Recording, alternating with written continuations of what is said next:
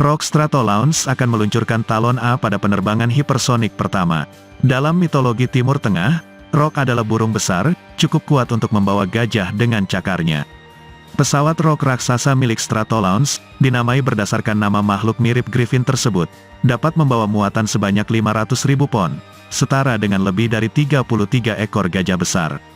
Dengan lebar sayap yang mencapai 385 kaki, ini adalah pesawat terluas yang beroperasi, dan menempati seluruh hanggar di fasilitas manufaktur dan pengujian perusahaan di Pelabuhan Udara dan Luar Angkasa Mojave di California.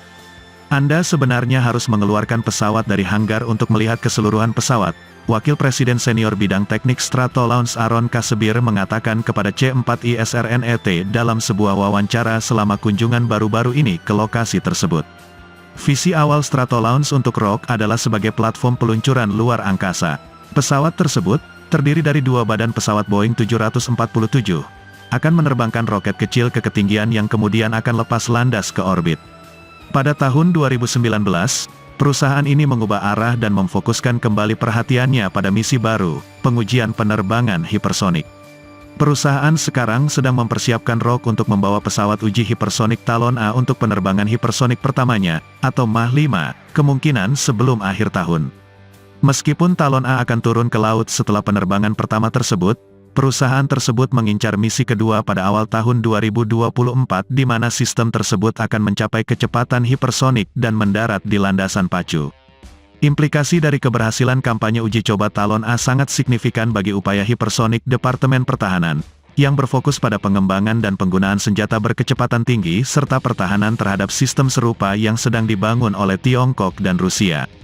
Untuk mencapai hal tersebut, Departemen Pertahanan berupaya meningkatkan ketelitian pengujiannya, dengan menetapkan target pada tahun 2022 untuk melakukan satu penerbangan setiap minggunya.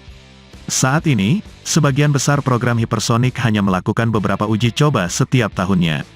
Sistem seperti Talon A dapat memberi departemen tersebut platform yang dapat digunakan kembali dan lebih terjangkau untuk menguji dan menvalidasi komponen, subsistem, dan teknologi berkecepatan tinggi lainnya, menurut CEO Stratolaunch Zachary Crever.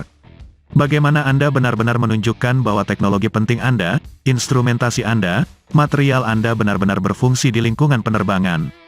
Anda harus terbang, katanya kepada C4ISRNET dalam wawancara pada tanggal 2 Desember.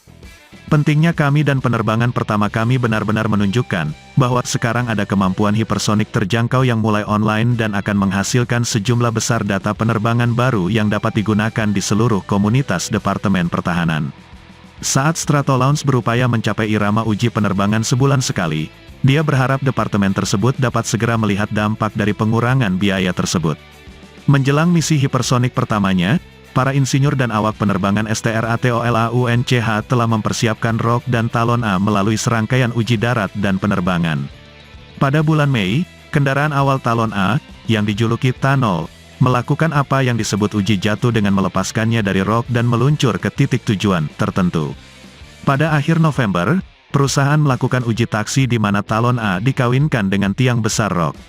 Pada tanggal 3 Desember sepasang pesawat tersebut menyelesaikan penerbangan CAPTIVE Carry pertama, di mana Talon A diisi bahan bakar dengan propelan yang sama yang akan digunakan untuk penerbangan hipersonik pertamanya. Pesawat berkecepatan tinggi tersebut tidak terpisah dari Rock, namun terbang selama lebih dari 3 jam, memberikan data tentang sistem propulsi Talon A dan memastikan sistem telemetri pada kedua pesawat beroperasi sesuai harapan. Kendaraan uji Talon A terpisah dari sistem peluncurannya. Ethan Wagner, Stratolaunch. Perusahaan tersebut mengatakan kepada C4ISRNET dalam pernyataannya pada tanggal 7 Desember bahwa meskipun mereka masih meninjau data dari penerbangan tersebut, kinerja pesawat tersebut tampaknya sesuai dengan yang diharapkan. Meskipun Stratolaunch menargetkan penerbangan hipersonik pertamanya tahun ini, juru bicara KT Squires mengatakan tinjauan pasca penerbangan dan langkah selanjutnya dapat mendorong rencana tersebut ke tahun depan. Dengan semakin dekatnya akhir tahun, kami akan meluangkan waktu untuk memberikan nilai maksimal kepada pelanggan kami melalui proses pengujian yang ketat dan metodis, kata Squires.